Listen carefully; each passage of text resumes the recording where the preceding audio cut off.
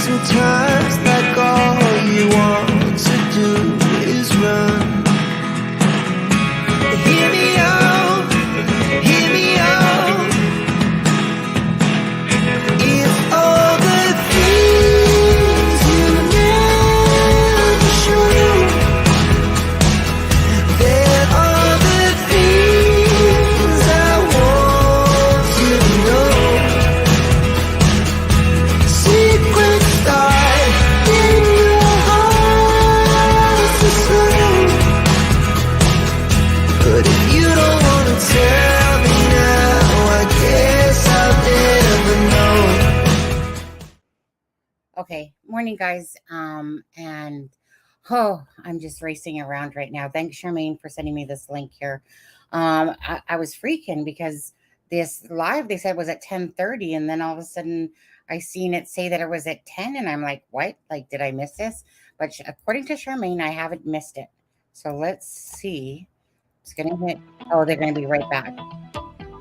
Okay, well, we'll just mute that for a minute. So you guys haven't seen the press conference yet for Robert Card, right, guys? I was making a video and I was, oh my God, you guys have no idea how fast I was racing around. And then all of a sudden I was getting all these messages and I'm like, can't talk right now. It's about to start. Okay. So I was going to say, because I was freaked out when I seen all of a sudden someone put 10 o'clock and I'm like, wait, what? It said 10:30 when I looked this morning at like 5:30, but then I was like I said, making this video. And then all of a sudden I realized, I was like, wait a second. If it's 7:06 now and I'm still needed to finish uploading my video and stuff, I'm like, well, that's 10:06. Oh my God. Anyways, nice to see you guys. Pretty much been up most of the night, just kind of keeping an eye on this one, as well as what's the other guy's name? Something Emerson. Or I can't. No, Pennington, the Pennington guy. To see if they've caught him yet as well. Okay, so anyways, thanks Charmaine so much for sending me this link.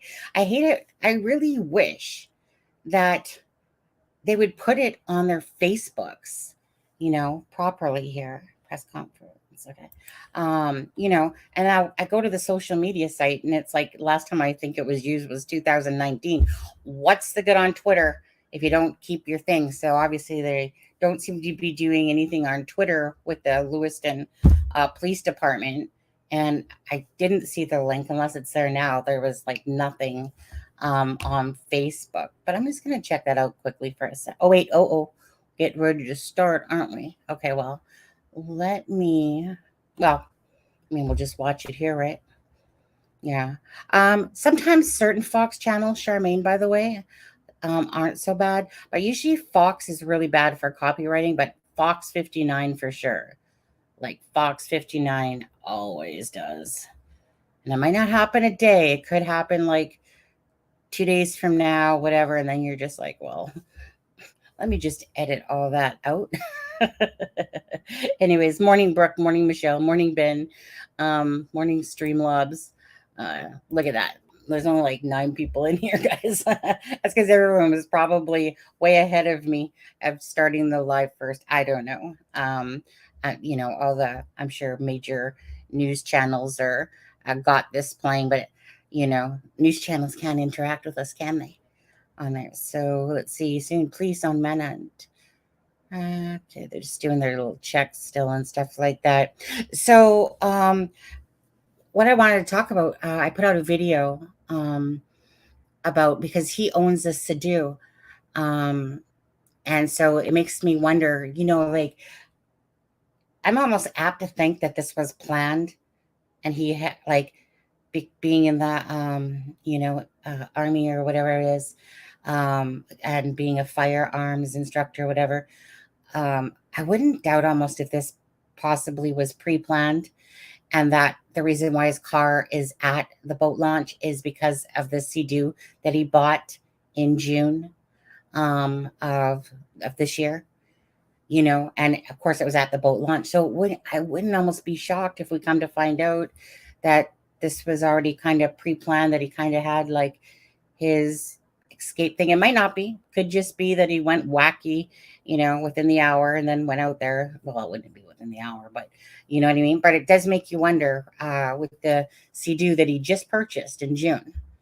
And of course, ending up at the boat launch, right? Right. Does make sense that perhaps he had his Sea-Doo. Okay, so let's get this bigger. Let's hit play. We received information.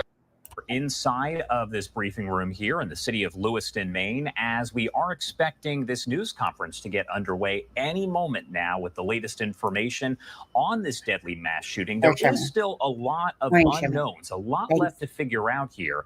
We know that at least 16 people died after a man opened fire inside of at least 2 businesses there in Lewiston last night, sparking that manhunt that involves hundreds of law enforcement officers in a lot of different communities.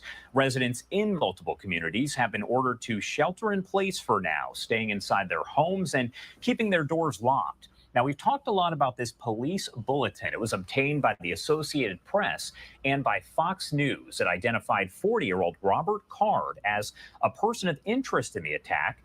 It described Card as a firearms instructor believed to be in the Army Reserve and assigned to a training facility in Saco, Maine. That document mentioned that Card had been committed to a mental health facility for 2 weeks this summer, and that Card had reporting, quote, hearing voices and threats to shoot up the military base. Again, that was a police bulletin that was obtained by the Associated Press and by Fox News. We did see some folks come out here to the podium a short time ago to get those final preparations underway. There's another camera that keeps zooming in on a door, so I'm not sure if different law enforcement agents and other folks are heading in there right now. We do see one person that has already entered. So let's see. It looks like they are still getting these final preparations underway. I do want to take our final 2-minute commercial break of the hour here, and we will be right back as we wait for this news conference to get underway.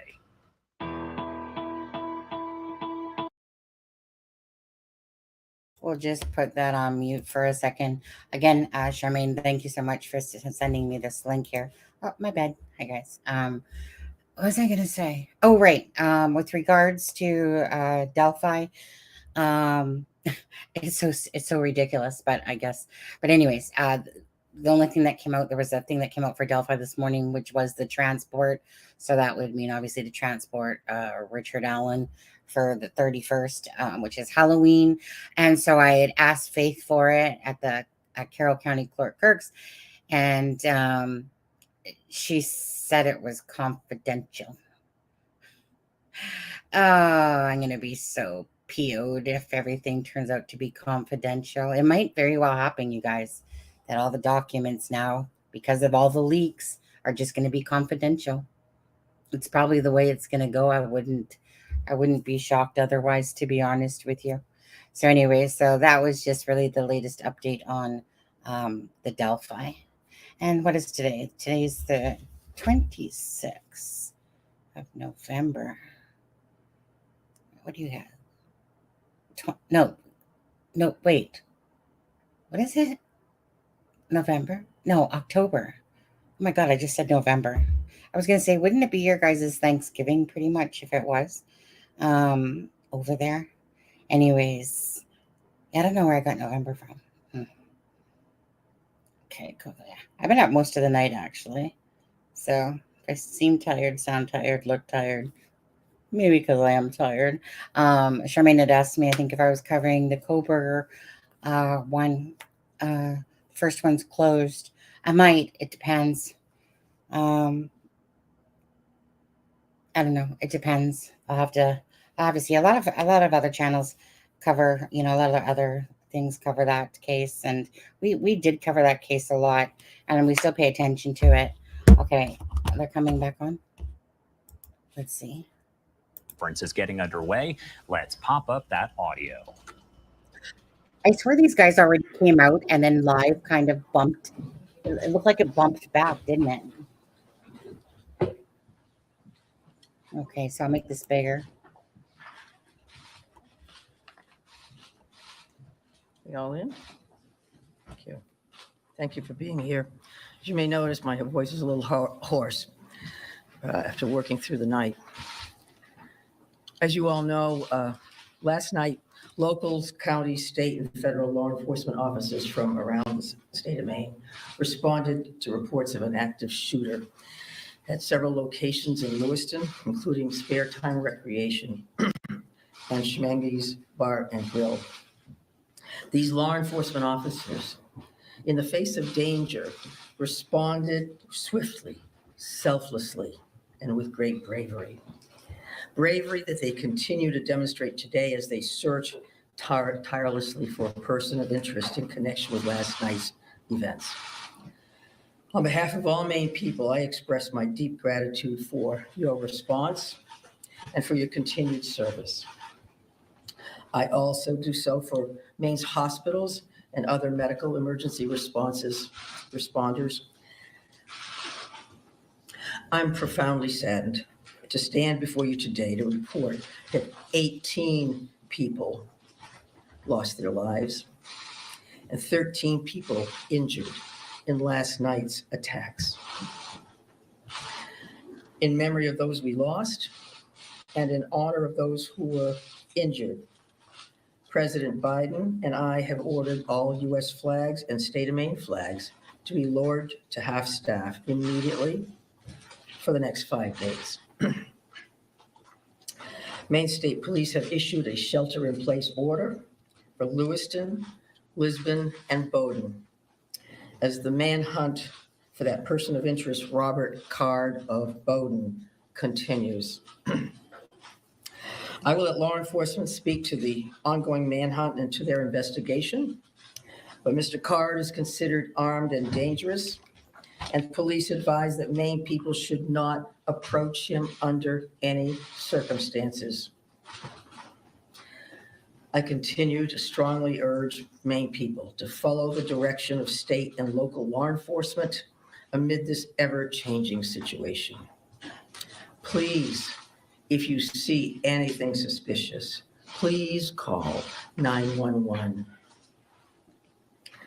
There are still many things we don't yet know about these attacks, but the full weight of my administration is behind law enforcement's efforts to capture the person of interest, Robert Card, to hold whoever is responsible for this atrocity accountable under the full force of state and federal law, and to seek full justice for the victims and their families. We cannot and we will not rest in this endeavor. My administration is coordinating closely with local, regional, and federal officials to respond to this shooting. I have spoken twice with President Biden. I've spoken with Vice President Harris, Secretary of Homeland Security Mayorkas, and Secretary of Health and Human Services Becerra, all of whom have called me last night to express the Biden administration's full and unwavering support and to offer any and all help that we, the people of Maine, might require. The governors of our neighboring New England states and of other states have contacted me to offer aid, and I am sincerely grateful for their friendship and support.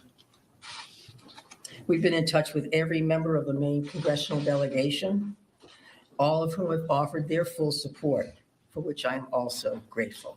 I also spoke with Mayor Carl Chalene and Auburn Mayor excuse me, Jason Levesque last night to reiterate that we are standing by them and that we are ready to provide any help people in these communities need and to deploy all available state resources, including grief counselors and other mental health services. We need to help our communities heal. If you or a person you love needs someone to talk to during this difficult time, please call or text 988 for free and confidential counseling. 988. Look, Lewiston is a special place. It's a close-knit community with a long history of hard work, of persistence, of faith, of opening its big heart to people everywhere. Lewiston is where I worked for years. It's where I met and married my husband and where our girls went to school. I love this place just as I love our whole state with my entire heart. I'm so deeply saddened, as is every one of the 1.3 million people of this beautiful state. This city did not deserve this terrible assault on its citizens, on its peace of mind, on its sense of security. No city does, no state, no people. No words can truly or fully measure the grief of Maine people today. Our small state of just 1.3 million people has long been known as one of the safest states in the nation. This attack strikes at the very heart of who we are and the values we hold dear for this precious place we call home. All Maine people are sharing in the sorrow of the families who lost loved ones last night. Loved ones, normal people who were killed or injured while unwinding from a day of work or while spending time with their family and friends, socializing. So on behalf of the 1.3 million people of the whole state of Maine, I hold these families and this city in my heart today. I know that the people of Lewiston are enduring immeasurable pain. I wish I could take that pain off your hearts, off your shoulders, but I promise you this, we will all help you carry that grief. I ask many people to join me in offering our comfort to the families and friends who have lost someone, and in offering our prayers for swift recovery for those who are healing in Maine's hospitals today. This is a dark day for Maine. I know it's hard for us to think about healing when our hearts are broken. But I want every person in Maine to know that we will heal together. We are strong, we are resilient, we are a very caring people. In the days and weeks ahead, we will need to lean on those qualities more than ever before. As we move forward, struggling as we may, let us wrap our arms around one another, offer comfort and solace and love. I know the Maine State Police will continue to release information to the public as we confirm it, and information about any steps that the public might take to support the people of Lewiston at this time. May God bless the people of Lewiston and bless the memories of those we've lost. Thank you. I'm going to turn it over to Mr. Sasha. Thank you very much, Governor. We certainly appreciate your support. The city of Lewiston does, the state of Maine, and certainly our first responders. We feel that love every day, and thank you very much for that. I would also say that we want to say thank you to a really large number of other elected officials across our state, whether that's the federal delegation, local elected officials, and many others that are part of organizations or law enforcement agencies that truly wanted to join us today at this particular press event. and wanted to speak on behalf of their communities. And as the governor had mentioned, and everybody else will reiterate, our reality for today is that this suspect is still at large. And we want to provide community support for the victims, for the families, and the communities across the state. But we also have an incredibly strong laser-like focus on bringing this suspect into custody and ultimately to justice. So because of that mission for this particular event and today's activities, we're keeping the list of speakers and the agenda pretty tight. And that will include next up at the podium would be Chief Dave St. Pierre from the city of Lewiston. And some other members of his command staff are present. What I will say to the city of Lewiston, and you know this because you feel it every day, but you're lucky to have a chief like Chief St. Pierre and his entire law enforcement agency. From every level, those officers put their heart and their soul on the line on behalf of their community last night and into today. And they're doing it for the right reasons. They do it because they care. So the city of Lewiston and truly our co-responder family across the state of Maine is lucky to have Dave and his team in the mix with us. And we're also going to hear from Colonel William Ross from the Maine State Police. And Bill will highlight some of the timeline things that you're probably concerned about and certainly interested in from a story perspective. So the Colonel will come up and speak to that. And we'll also have Jody Cohen. And Jody is the special agent in charge for the FBI out of the Boston field office. And Jody will highlight some of those federal partnerships and some of the things that our federal partners are bringing to the table, bringing to bear to help us with this investigation. We also have a bunch of people here. Once you start naming people, you're going to have a problem because you're going to forget somebody or screw something up. But I would also tell you that a couple of our other federal partners are here.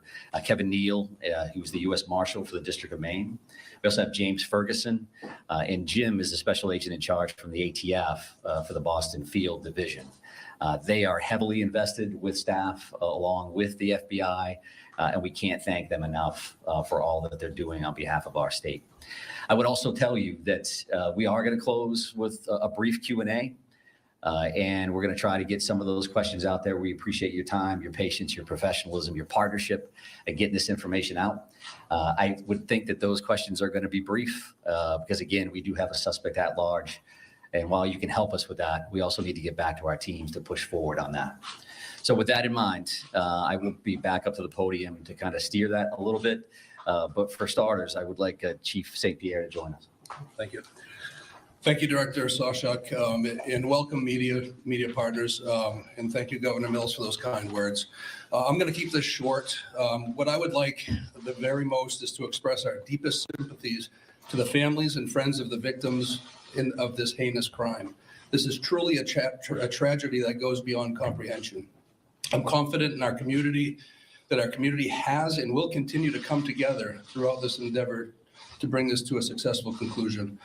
Although difficult, I do ask the public to continue to be mindful of their own personal safety and also that they be patient with the process as much as possible. There is extensive work and attention to detail that goes into such a large-scale investigation. I'm confident in the expertise and professionalism of our investigators and all law enforcement officials that are currently involved. This is an all hands-on-deck approach. We have a great deal of collaboration and resources that have been made available to us. There are far too many to name individually, but I think Director Sawchuk named quite a few appropriately. There are far too many, as I stated, but they are all appreciated more than you know. I want to thank all of our brave men and women of the Lewiston Police Department, Fire Department staff, medical personnel, first responders of any kind that came from far and wide and have come together and continue to work tirelessly in bringing the situation to an end. We hope to locate and hold the person accountable. I think you'll hear next from the state police, who is taking the lead in this investigation. Although that we are working hand in hand with them, I think Colonel Ross will be able to fill you in on a little bit more.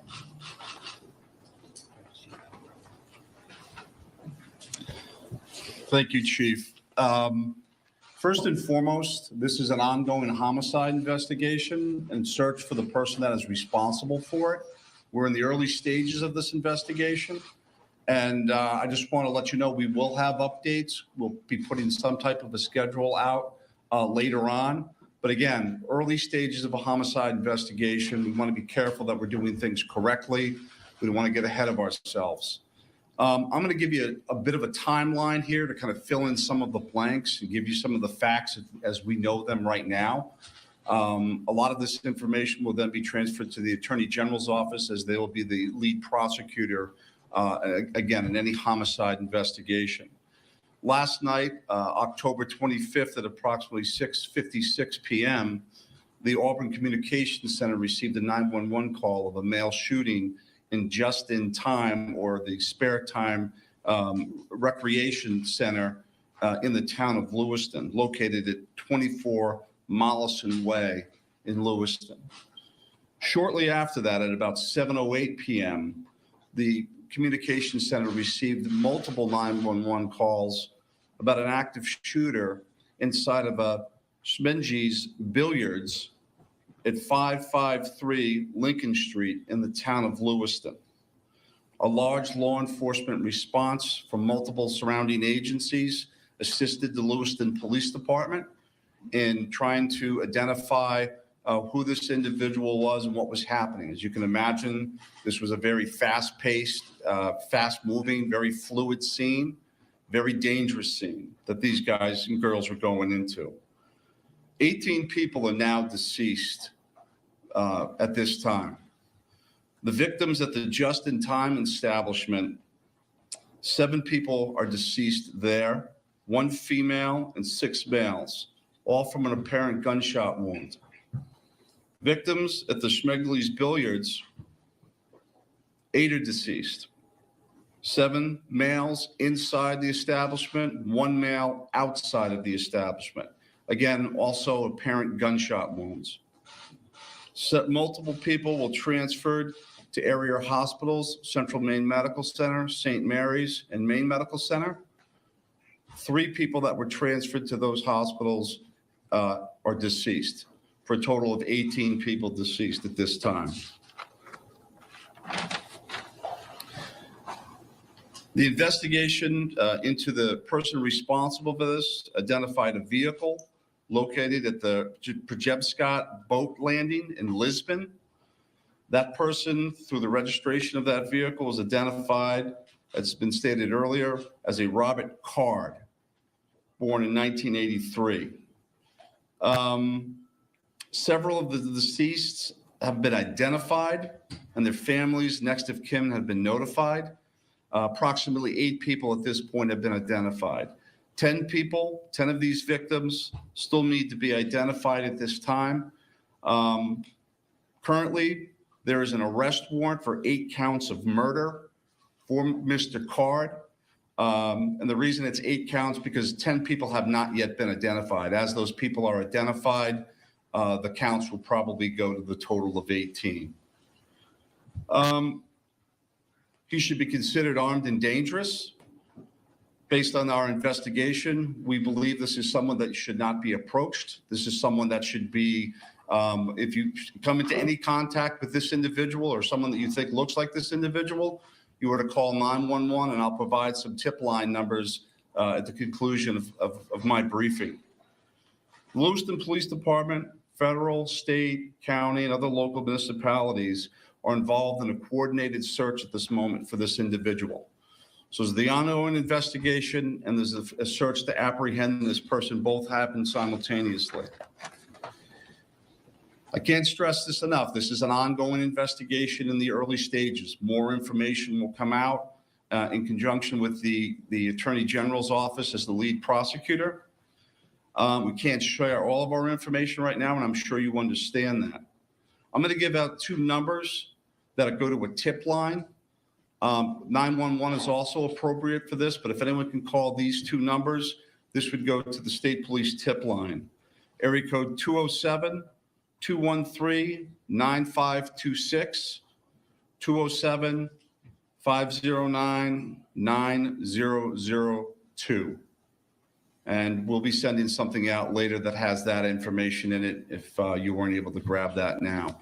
Again, This is a very fluid situation. We have a lot of resources, as Chief St. Pierre had mentioned earlier, that are on the ground in a coordinated effort to apprehend this individual.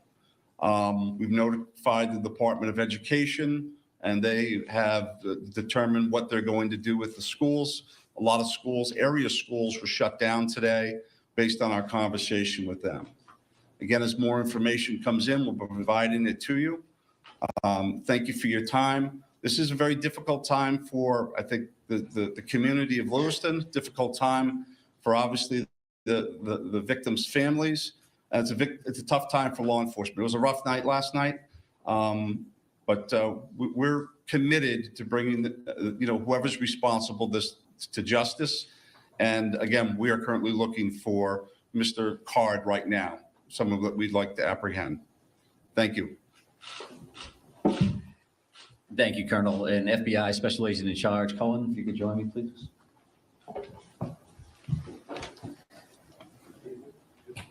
Thank you. My name is Jody Cohen. I'm the Special Agent in Charge of FBI Boston Division, which covers the state of Maine. Our hearts go out to everyone who was impacted as a result of this senseless violence. The FBI is working hand in hand with our law enforcement partners. Our evidence response team is here processing the very extensive scenes. We are providing investigative and tactical support, as well as our victim specialists are working with those affected by this tragedy. As this very active investigations continues to unfold, we're asking the public to stay vigilant and come forward with any information that you might have that you feel is helpful to our investigators.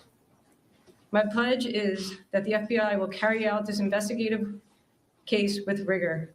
We will work day and night alongside our law enforcement partners to get the answers to the questions this community deserves. We thank the public for your continued cooperation and patience as we continue to work this very active investigation. Thank you.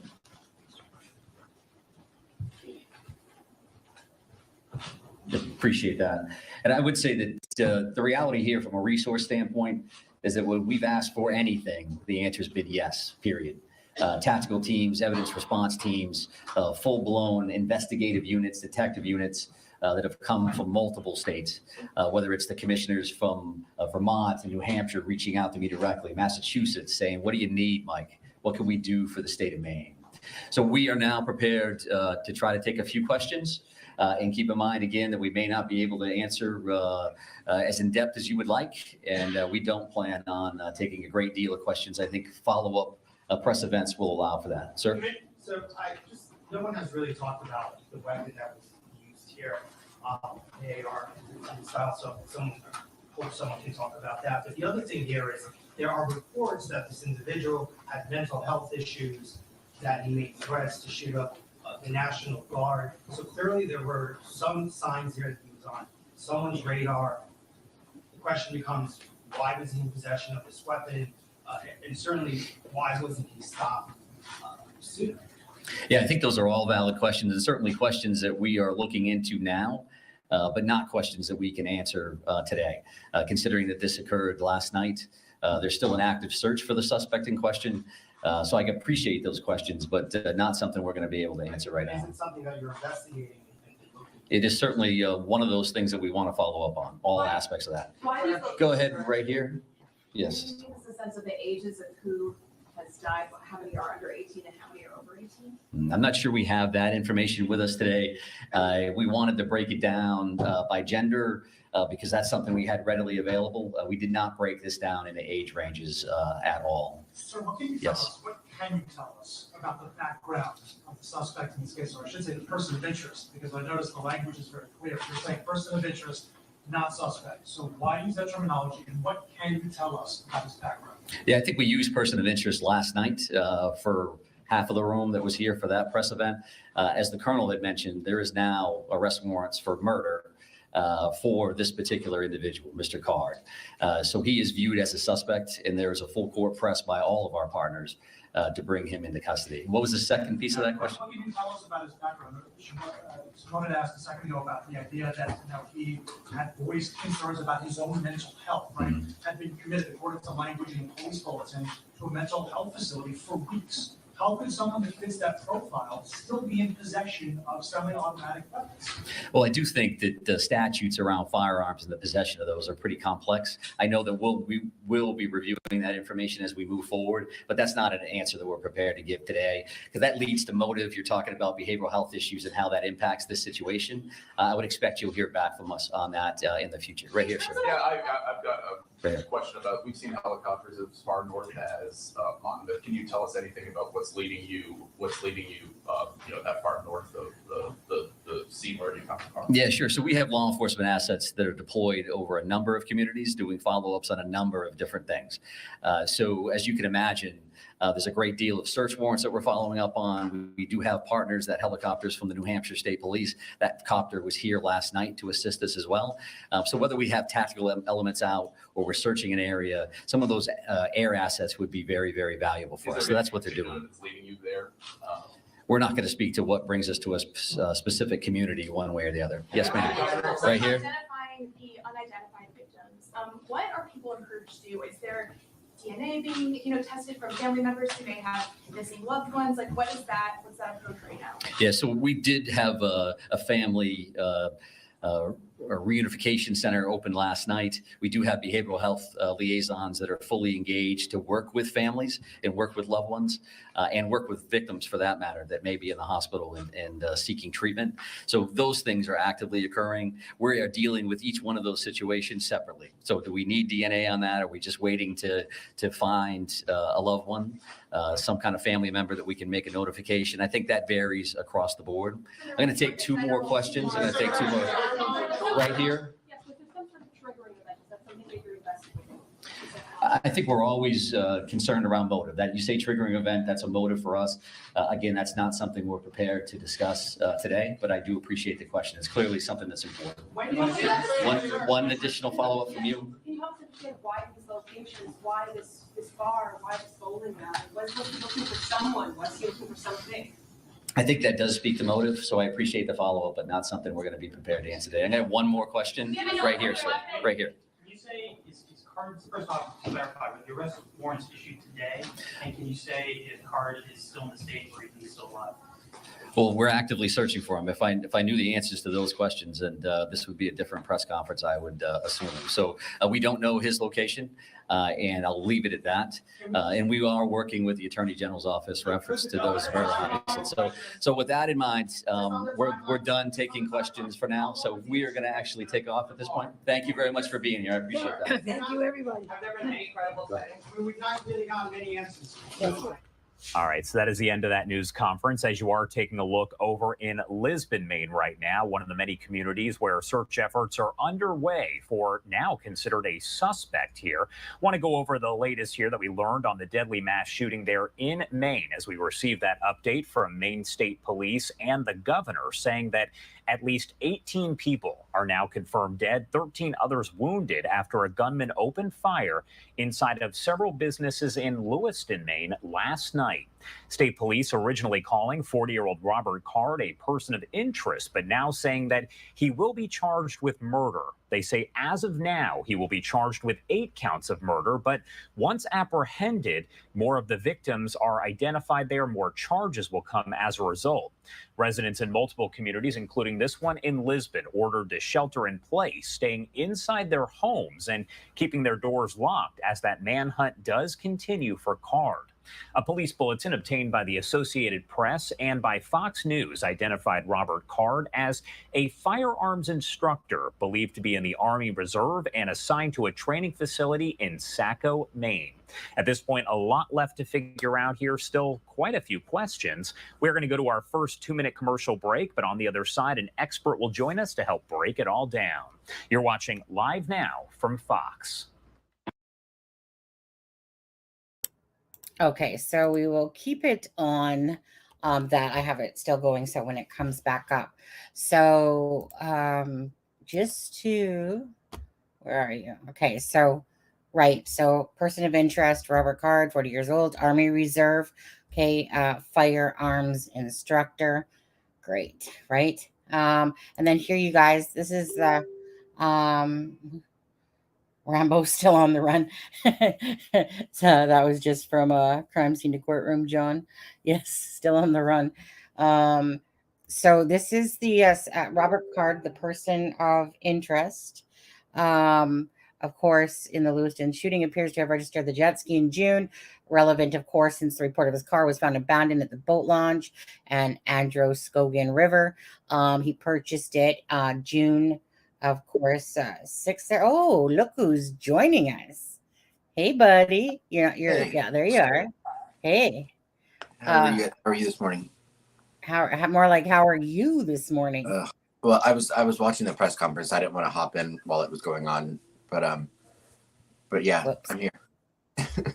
Okay. Well, welcome. How's your cold going on? Oh, it's really annoying, but I'm okay. Yeah, your eyes are very watery. I can tell right here. Like I can see them glistening at me. It's either they're glistening at me or you actually have runny eyes there, or glistening eyes, I should say. Yeah, Adam's in the house. Sometimes I cannot believe what moronic questions that some of these reporters ask. So, something like what did he say? Something like, so he's not alive, or do you think he's not alive? Right. Like idiot, really? And how Come did not on. one person ask about a boat? Right. You know, boat. Or That's what, Sea-Doo? or the Sea-Doo. I mean, because to me, tell me, does it? Perhaps does this not seem like it was pre-planned? Like he Oh yeah, basically, like this guy's smart. You can tell first of all, he's a fisherman. He's an outdoorsman. He's in the Army Reserves. He's a gun right. 20 instructor. years of This, 20 years of yeah, service and firearms instructor. Yeah, yeah. Like, I mean, this guy to me sounds like this was pre-planned, and his escape route was to go to the boat launch, use either a boat. Well, I mean, they would have. You would think maybe they're not saying it because it's still an ongoing investigation.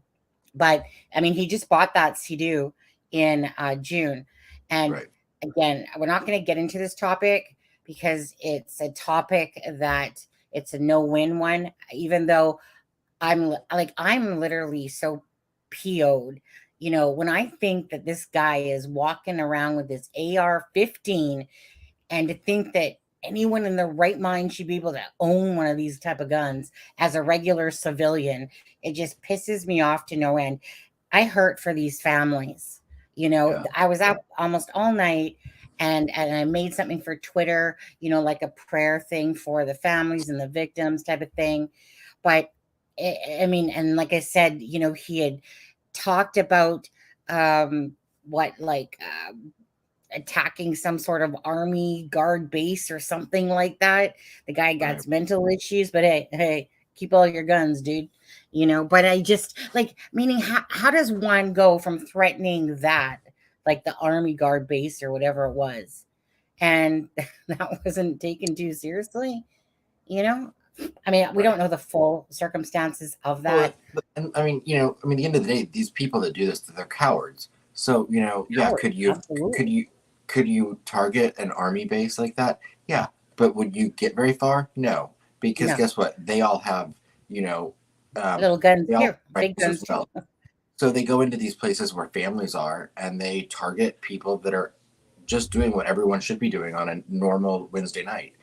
Going about their Mm, business, going to eat dinner, going for recreational sports, whatever. It was interesting to me that it seems like he mainly targeted men. Um, and with yeah. some of the things that he had on his weapon, he had a scope on it. So I mean, he potentially had a laser, pointer that basically could target who he wanted to. And yeah, there might have been more men in these places, but um, I'll be interested to see the age range when they release that, because I'm sure some of these were kids or teenagers. Yeah. That's what like I said, in my video that I put out just before the live, It said 565 mass shootings this year in the United States there. 565 mass shootings. That is absurd and crazy.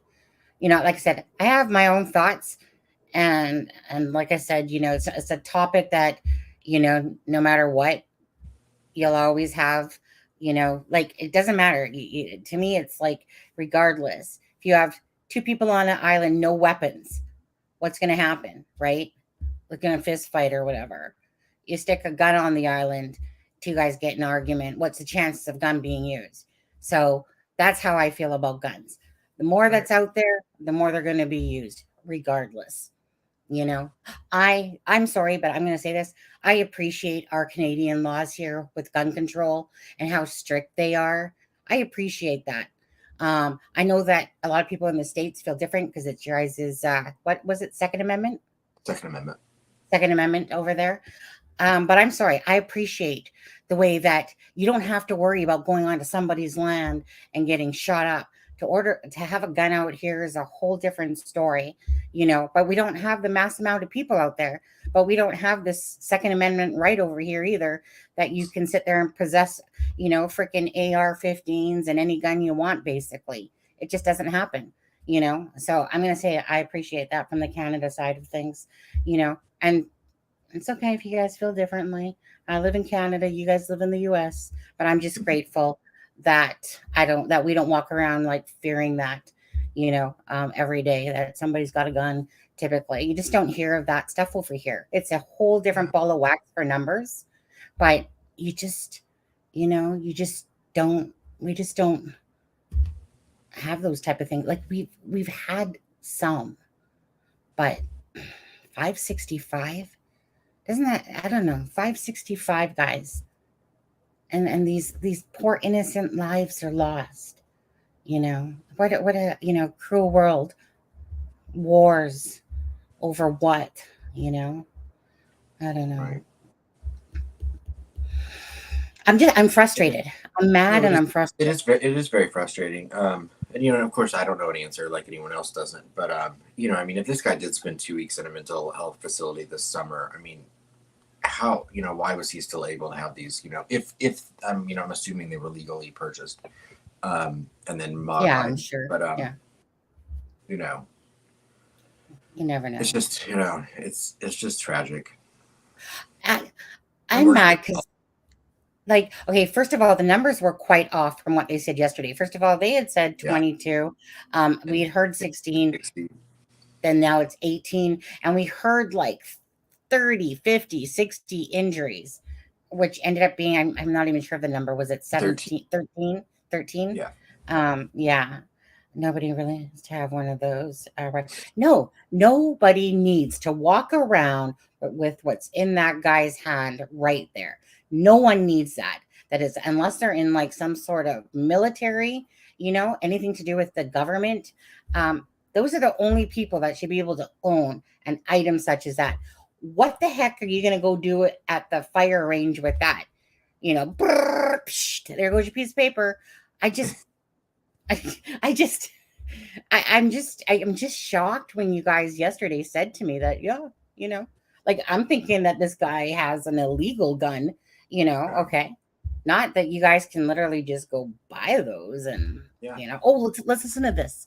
Let's listen to this, guys, what this expert's sitting here saying. Is that Bobby? The internet, if he wrote things down, if there's slips of paper, it's a very meticulous process, both online and at his home. But they're trying to look at where he might be right now, because there's only one concern right now is getting him into custody before he harms anybody else. And so every effort is directed towards that goal, towards getting him. So yes, people are looking back at his past right now, but the main goal, the main objective, and where almost all the resources are being dedicated right now is to getting him in custody. Why refer to him as a person of interest? We've heard that from authorities. We now know that he is going to be charged with at least 8 counts of murder once he is taken into custody. But he's been referred to by law enforcement up to this point as a person of interest rather than a suspect. Why is that? there are legal ramifications for the use of different, labels on people. The FBI, unfortunately knows that better than anyone after the Richard Jewell debacle at the Olympics in Atlanta, when a person was named as a suspect and his life was ruined, basically, and he was an innocent man. And so, we have to be very careful in the early hours of these things. Different agencies have different levels of comfort as to when you cross that threshold from a person of interest to a suspect. It's not necessarily a legal definition, but things do change when you start talking like that. It's a similar thing to when you're doing a crash site and you're calling it a rescue operation. When do you start calling it a recovery operation, right? So and you leave the rescue part behind. So yeah, it's really a level of comfort thing about the people involved at that agency and their public information people about when you transfer it. Now this morning, there's an arrest warrant now on. He's charged in an arrest warrant. So they went before a judge or a magistrate. They laid out the initial evidence. The magistrate said, yes, you have probable cause that this guy is the one who did it. So now all bets are off. Now you can call him a suspect. You have an arrest warrant in hand, and you're searching for a suspect. Yeah, and all of this information, like I said, is kind of coming in. We know that there's been a certain flow of information from these agencies there. What do you think about the overall flow of information coming in from law enforcement to members of the public, members of the media? Because they were pretty active on social media, letting people know, we do have an active shooter situation. They were doing that fairly quickly. So what are your thoughts overall on the way that this was handled as far as the flow of information? Well, I think it was good. I think this is a challenging endeavor for any agency when you're involved in this thing. And my personal approach when I was working these cases was always there's two categories of information that are released to the public. That is information that actually aids the public in keeping itself safe. So in other words, he's been spotted in this place or he's been spotted in that place. So the people in those places can shelter in place. So that's one. The other one does the release of that information strategically aid the investigation. So if we can release something strategically that makes him go in one direction rather than the other, that helps the investigation. If it doesn't fall into one of those two categories, the information, then I was never a fan of releasing it until the person's in custody and caught. And then you're working with the prosecutor's office. Then you turn to the prosecutor and say, now we're looking at a trial. We want to preserve everything as much as we can to get a conviction. And so the prosecutor at that point takes over and says, I don't want this released. You can release that because now you're talking about a jury pool and you're talking about legal considerations in a courtroom. But right now you're looking at public safety.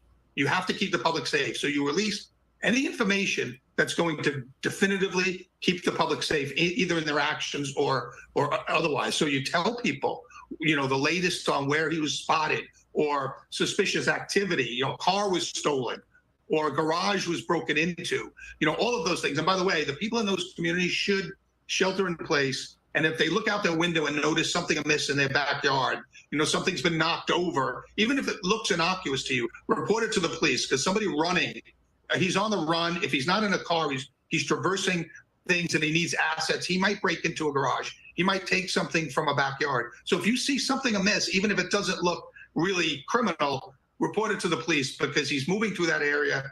He's going to need things to kind of stay on the run if he didn't plan to take those things with him. And so, that's the kind of information that should be put out to the public. Hey, a car was stolen here or whatever, even if, cars are stolen every day. But if a car is stolen overnight in Lisbon, there's more of a concern, a heightened reason to believe that it's him. And so you release that kind of information immediately. And everybody in that area should be staying on the internet, should be watching the news on TV, streaming shows like this, keeping up with the most up-to-date information. Because, otherwise, if you're not watching the news, if you're not online following this case, you're not going to know. What role does social media play in all of this? And how does that make it more difficult for law enforcement that are working to track this guy down and get correct information out there when you have folks who are on social media putting out misinformation or just posting, whatever they see somewhere as fact? Well, you're right. I mean, it's a bit of a double-edged sword because sometimes you can glean good information off of social media. But oftentimes, like you said, it's a trash can on fire and stuff. And so it really doesn't impact too much. We're able to kind of filter out the white noise we have teams of analysts that are constantly scanning that stuff, and they're able to kind of sift through it and find out what might be valuable to us and what is, just like you said, just people pontificating and speculating out there and stuff. And so we let that happen. I mean, there's nothing we can do about it. That's the public square. That's people talking to each other, you know, and gossiping and stuff. And it really doesn't hurt the investigation because we don't allow it to kind of influence us at all. We have teams of people that are just trained to kind of sift through that stuff. And if there is a nugget that they feel could be advantageous to the investigation, they can draw that out and send it to who it needs to go to on the investigative team. What do we know about this now suspect, Robert Card? Because that's something else where a lot of information has come in from various law enforcement agencies. You have other facts coming in from sources, and it kind of gets overwhelming to sort fact from fiction. So what do we know about this guy? Well, what they've told us is he's an Army reservist. He's a petroleum specialist, which probably means his unit is responsible for getting, you know, fuel to where it needs to go. The Army, particularly when it works in austere environments, it needs to bring its own fuel with it and stuff. And so he's probably somebody that's more of a logistics person. But as a corollary responsibility, he has firearms training. So he's a firearms instructor, which even in the FBI was a kind of a collateral duty. It's something you volunteer for, you get special training, and then you help out with it. And so that's the most troubling part of this. It wasn't his main job in the Army, it didn't seem, but he volunteered probably to have this as a collateral duty, and an additional job of his was firearms instructor, meaning he's very, very familiar with how weapons work, weapon systems, what weapons to use to inflict the maximum amount of casualty and damage. So that's who the person is. And unfortunately, we also know, as they've released, that he's had some challenges in mental health. Look, we all have challenges in mental health. I'm not going to deny that.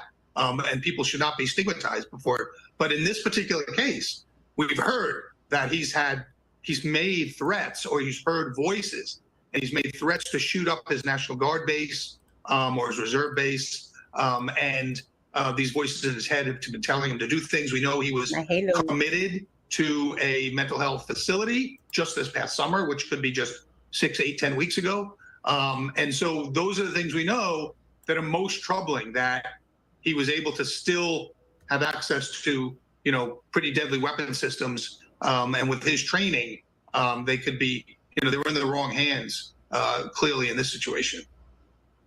All right, Bobby, thank you so much for taking the time to join us here. Is there anything you want to add before I let you go? I think people should be very cautious in those areas, and not only those areas, but adjacent areas, because clearly he's moving. He may have tried to rest overnight in some, you know, remote area, but he's going to be on the move. And so that shelter-in-place location will be changing. And so people really need to stay tuned to the news, stay tuned online to different services, whatever they use to gather their news. People in the entire state and the adjacent states should be on guard until this person's in custody. He's already demonstrated that he's willing to kill people, multiple people. He's very, very dangerous. Don't approach him. And so I would tell people in a very wide area of that area of the country to stay on guard, stay alert, and stay safe as best you can. All right, Bobby, thank you so much for taking the time to join us. We appreciate it. Thanks, Josh. Anytime. Thanks, Bobby. And what you're looking at right now is a live image over Lisbon, Maine. Right here, you can see that is one of the... All right. I mean, these aren't things that we can't think about ourselves for the most part now. You know, I don't think we need to keep listening to their same repetitive stuff over and over again on there when we got some important people in our chat right now. But yeah, like, honestly, come on now. Chances are, like I said, he went to the, like, if this is pre-planned, this guy would have thought it out. Probably has some food to last him a bit.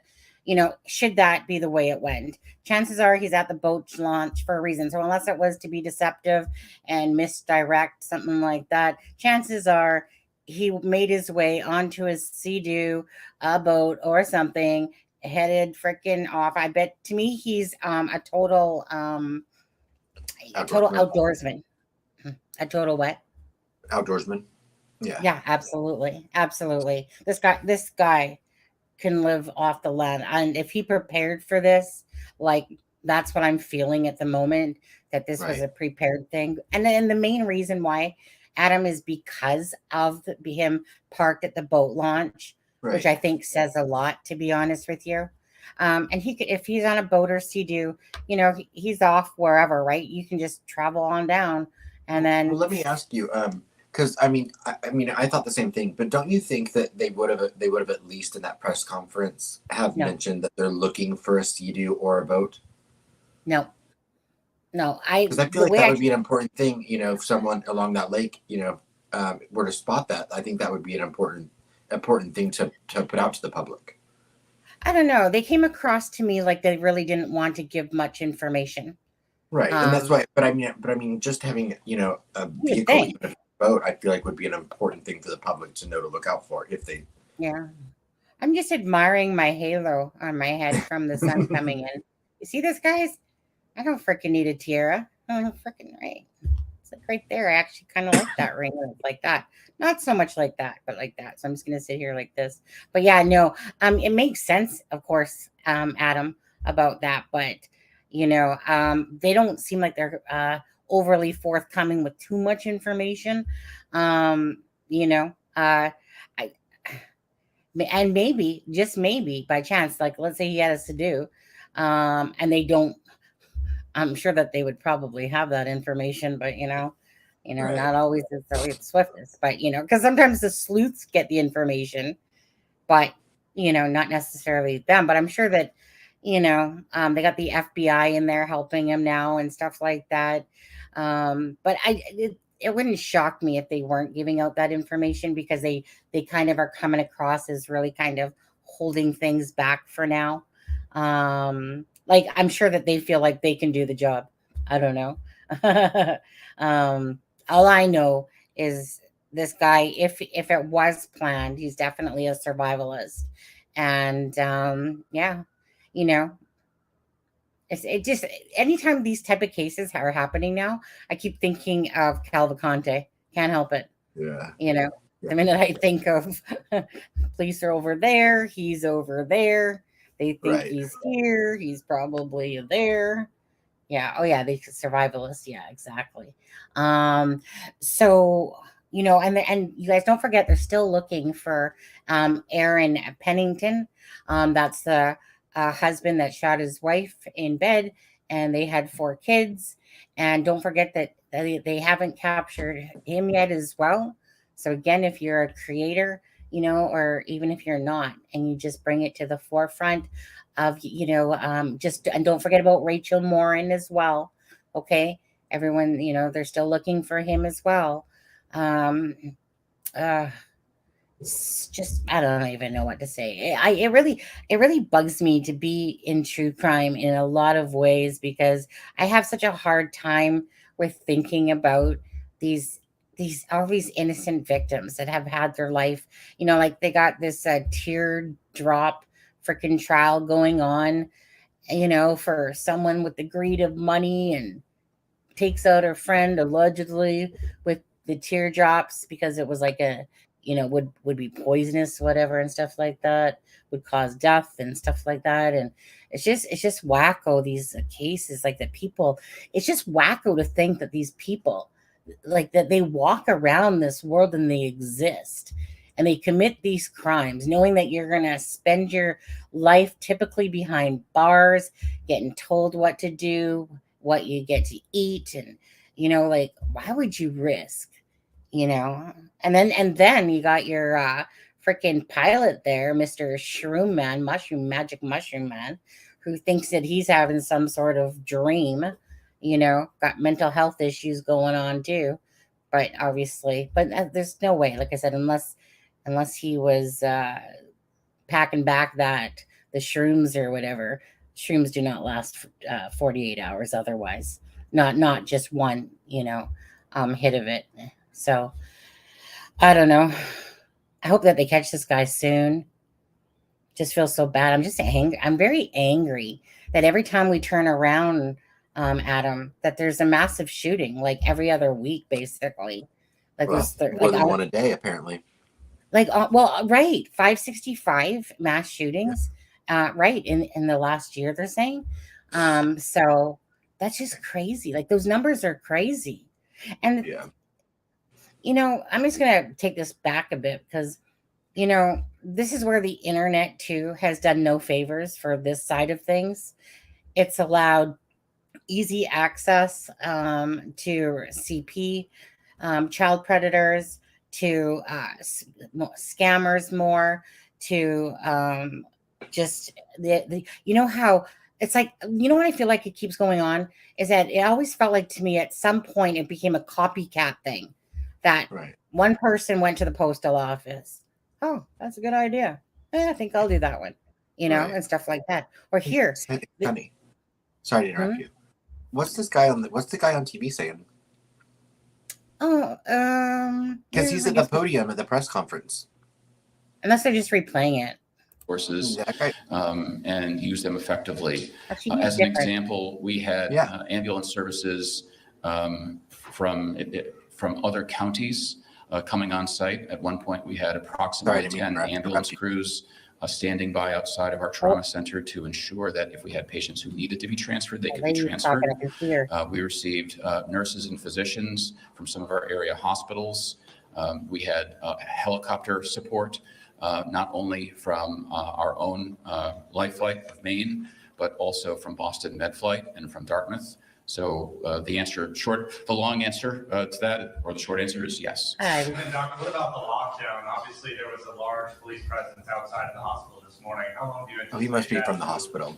Be in effect, and why exactly do you need armed personnel outside the hospital at this time? So we're taking the lead from law enforcement, and they're the ones who are telling us what we need to do and how we need to do it. As long as the city is in have a good day at work, Ivy. What's the term that they use? Ivy. Shelter in place. As long as we're in a shelter in place, then we will continue to remain in our current status. So, this kind of event happens a lot in America. A lot of hospitals like yours have to deal with situations like this. Do you have a professional opinion about the fact that this is part of what the American medical community regularly has to respond to? It's a good question. I don't know that I have a professional opinion about having to respond to this.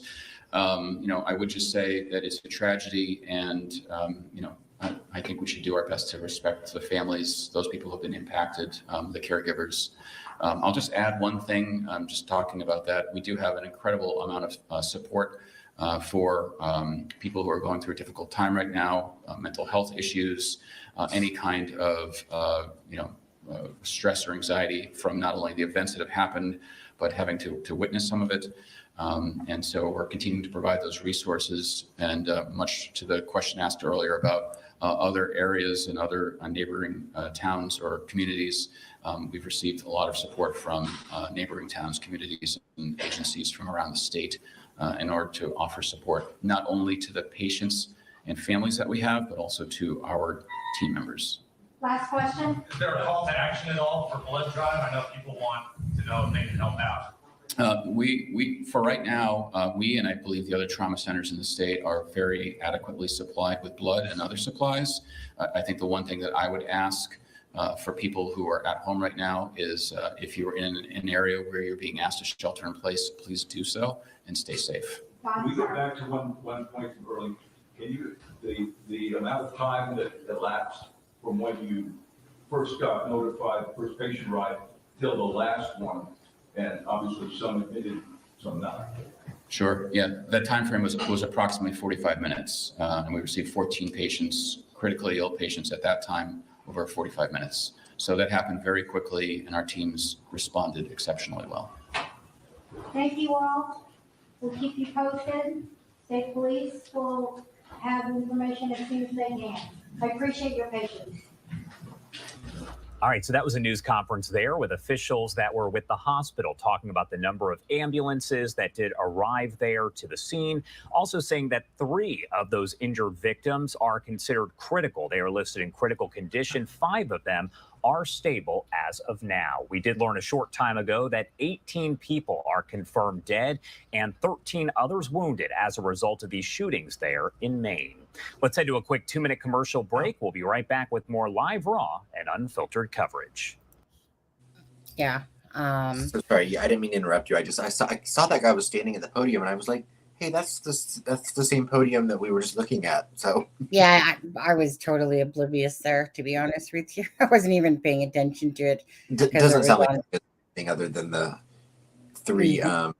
three of the people that are in the hospital are considered in critical condition, which sadly that Yeah. means the death toll could go up. Isn't it amazing? Okay, at what one person can do, how many lives one person can do damage to. It's so sad. And that Lewiston is like in 2021 is where I saw it was like 36,000 K population. So it's probably about no more than 40 probably K at the moment, I would think. Well, And I wonder, I would doubt it would even grow that much in 2 years because I mean, I don't even Maine's think so either. I mean, Maine is basically Canada. Right. Yeah. Right. No, that's 35. We're 35 billion, not 35,000. But I mean, location wise, I mean, it's literally, I mean, as far north as you can pretty much get. Well, that's what me and Charmaine were talking about before. Like Quebec's they were always threatening to separate from us. Right. We can I go mean, Newfoundland, all that's right there. I know, yeah. Someone said, "Yeah, it's near you." Well, no, I'm totally on the Pacific Coast. You're on the That's other. that's like freaking a 6-hour plane ride away. But yeah, but Right. Quebec, every time anything to do with Canada, like lottery or anything, excluding Quebec, because Quebec thinks that they're special. They think that they're their own own country, but they want the money from Canada, but they want to be their own. Yeah. And it's just like, it's like get with the program, let's cut you out of the freaking province and push you off into the freaking icebergs or something. So yeah, if he wants to go up to Quebec, go ahead. I'm not gonna say no to that one. But no, in all seriousness, guys, just again, like there's the bar right there. And chances are, I'm hoping not, but chances are there might be some of those youth, because Adam had said that it was like youth night at the bowling alley there. I mean, they didn't. I mean, when they talked about the numbers, they didn't say anything. Like they would say, like for instance, at the billiards, that it was like 6 males. No, Well, they did. They didn't say men; they said males. So yeah, so they didn't give anything about age. Oh, this is just going to be. They just specified the sexes of the people, but I think it was only one female, and that was in the bowling alley. Yeah, I kind of missed some of those numbers in the bowling alley because I was too busy going. What did they call that again? Because I can remember it's called like spare something spare time, or it was also called just in time or something like that. Recreation. But it's like you said a different name, and that's why I was kind of caught off guard. So I was too busy going, huh? Because I guess it's just in time recreation, and then spare time bowling alley is part of that recreation facility. You shut your mouth over there, Mustang. Yeah, I like bowling. I like bowling. I was in a bowling league for a year in college. Fun fact. You hate Santa too? Huh? Anyway, like I think I only 10 pin bowled once. It was always 5-pin bowling, with the small ball thing. And that's probably about the most I could probably do. You guys, honestly, just want to say this. When somebody puts the ball between their legs so that they can make it try to go straight, like the granny throw, we call it. That's me. That is me. Because you do well with the bumpers up, right? Yeah. If I try to go throw it straight, it always has this wicked freaking curve to it. Down the gutter it goes. So if I want to actually try to get a strike, it's usually the granny toss. But yeah, so Mustang, you take that negativity, you take that whole bowling thing. But you know what? Let me just say this though. Although I did not like it, my mom was in a bowling league and my grandma was too. So my mom would always put us to the bowling league, they had the little playroom to it. And the only thing that I liked about being in that playroom was the cookie. We got a cookie when we were in there. And other than that, we were always sneaking out going, Mom, please don't make us stay in there. It was always about the cookie. Mom sent us to church. The one thing I liked about going to church was, there's a few things I liked about going to church. It wasn't for the sermon. It was for like the arts and crafts we got to do. Because, you're freaking 8 years old and you're sitting there listening to somebody that you have no idea what they're going on about. And I'm just like, just get us to the cookie part. Just get us to the free cookie. I heard that they focused on the bar at the bowling alley. I wonder if for some reason there was something about bars for him. Maybe, right? Oh my God, I disc golf too. Oh my God, to me, so was golf and watching tennis. You're talking about sports that I like tennis. Like pro here, okay, maybe not pro on a pro level, but I'm a good tennis player, or I was a good tennis player. Now, if I probably reach for that ball, I'll probably roll to the ball instead of hitting the ball. But look I just feel like too much negativity coming from Mustang right now, except for this part. I don't mind that part. That part could be true, absolutely, on there. But who knows about the bar? Yeah, I'm just waiting for her to say Santa Claus isn't real. It's pretty much what I'm waiting for her to say. Right? I know, right, Scrooge? Anyways, don't really got much more to say, to be honest with you. No, I don't either. Well, Adam, I thought you were, first of all, I thought you were babysitting. I am. She just got up from a nap, so I hear her, but. Charmaine had asked about the, if we were covering the Kohlberger thing. And I was like, not really sure, to be honest with you. Right. Probably not. I'm not sure what time that is, and I know they always are on a delay with that. Oh, sorry. I don't think I honestly care, to be honest with you. Like, meaning I'll care enough to watch maybe the coverage when it comes out, because in Idaho you have to wait. You have to typically wait till the it's ended so that they can then broadcast it out. And I probably would do it if I wasn't freaking really tired. And I promised myself, because my husband totally made a mess in the kitchen area, that I was going to do some housework, be a good wife for a change. And I've literally had maybe 3 hours of sleep. Yeah. Probably not even. I was too busy trying to pay attention. I was watching Gordon Ramsay and trying to pay attention to see if this guy was caught during the night, right? There were also, I guess, three things filed on my case this morning for in Richard Allen's case in Delphi. Two of which were just involving the transport order, which is not available. And then the third was like a notice or something. But anything that was filed was confidential at this time. So yeah, I know. Did you ask for it too? Yeah. Yeah, same. And I was like, as soon as it came out, I was like right on it. Yeah, but the transport order is going to be nothing except just that they're asking him to be transferred to Carroll County on the 31st for the hearing at 9 a.m. Yeah. Actually, well, I think the transport one, I believe, came out, and I swear, because those other two didn't seem to be around there. So unless I was sleepy, but it's like I seen the transport one come out, and maybe I didn't scroll, but I just remember. So unless sometimes those things come in after, like sometimes you get it and then it's like, oh, here's another one. Here's another doc spot coming up. Let me just see this. Ivy Rose says, Michelle, the guy involved in Delphi. Yeah, don't forget, guys, we're doing Delphi tonight. The one that we rescheduled till tonight. Lee, who killed himself, had been deployed in the Middle East 4 times.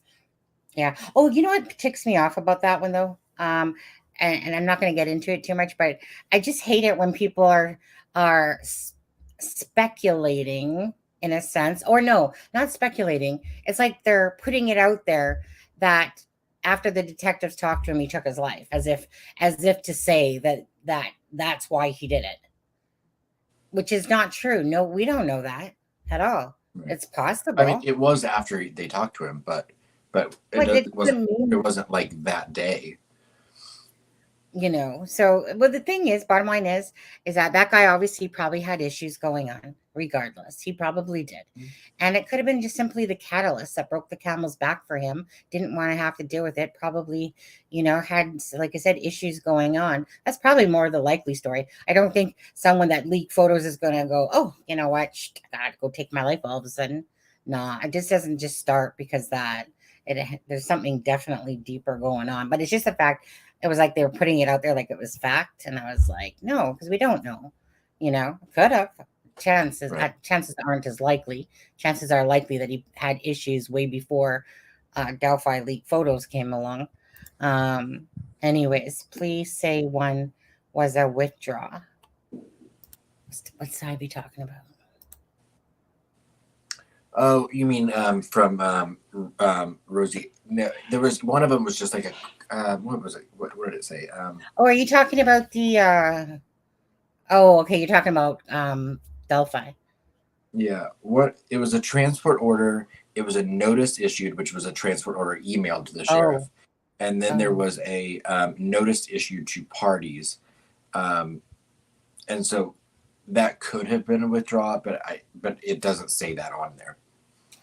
Adam. And technically, I mean, I think until Richard Allen gets new representation, I think that technically I think there's still his legal representation because they haven't appointed a stopgap attorney. A hot guy for a second. That's from this morning. That's from earlier this morning. We are relying on our community. Okay. Give us some information if they see something, and I think that's probably one of the reasons why we were so busy all night. Yeah. Okay. You know who he looks like? He actually reminds me of AK. You don't know him too well, but AK Rocks from the Suzanne Morphier. He actually reminds me of AK a lot, to be honest with you. AK has these very piercing green eyes. He reminds me a little bit of if CD shaved his head. No. That's like saying he looks like you, Adam. Okay. That's it. You have any last thoughts besides the fact of what a tragic event that's occurred, and hopefully there's no more lives that are taken than right. What if, could have, should have, they didn't take no guns. Probably it's like everything. There's signs for all this stuff, no different than Child Protective Services. Always these signs, and it's always they want to preach a bunch of crap after the fact instead of doing, you know what I mean? It's always the way, isn't it? Things that could be preventable, like this might not have been preventable, but it could have been preventable if they took some, steps to, hey, I think I'm going to go blow up an army field, type of thing, and mental health issues and stuff like that. I don't know. I mean, he literally was in a place for like 2 weeks. Oh, but what on your questionnaire? Do you have guns at home? Do you guys have that? Do you have guns? Are you an owner of guns? But anyways, what if, could have, should have, didn't. I just hate it when like laws, like the government starts preaching about, we're going to start looking into these laws now, or gun rules and regulations and stuff like that. They always preach that same thing. And you're just like, it just reminds me of verbal diarrhea coming out of their mouths because they're just saying what they want people to hear come out. We're going to look into tighter gun laws now. Maybe a long time ago, perhaps. Or with this guy, like I said, I don't know when he said he was going to take out their freaking army base, right? He said that at any point. You think that's like, it's no different. Remember the child that took a freaking gun to school? Yeah. Right. And then it's like the one, whatever teacher knew or whatever. And and it's just like, and then, but thank goodness the teacher just got shot in, I think, the finger or something like that, or in the finger or wrist. And I think it was the finger. But it was just like, really, so you already knew that he had something, and, you didn't check his locker or him. But anyways, you guys, we'll keep you updated if if they happen to catch him today and breaking news happens, then we'll, come back to our live again. I'm not sure if you're going to get notifications, by the way.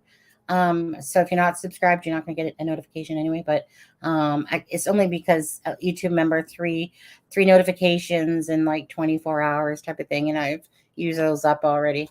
So you'll just have to, see. Well, I always post it, right? I post it around to our groups and stuff like that. So anyways, other than that, guys, thank you guys for joining us. And we'll see you definitely. What? I said thank you so much, everyone. Yeah, guys. And we'll see you tonight on the live for Delphi for sure. That's at 7 o'clock PST, 10 o'clock Eastern Standard Time. Take care, Michelle. Yeah, Ivy Rose, have a good day at work. And everybody else, Mustang. I can't deal with Mustang right now. Just kidding. Love you, girl. You guys have a great day. Take care. See you tonight. And we're out of here. That's the wrong one. Oh, yeah. Okay. Well, it beats the fact that in my memory now, I'm like, don't forget to end the live. Don't forget to end the live. Unlike the other day. Okay. This is Sunny Justice and Aspen Connor from It's a Crime and Shame, wishing you all a good night.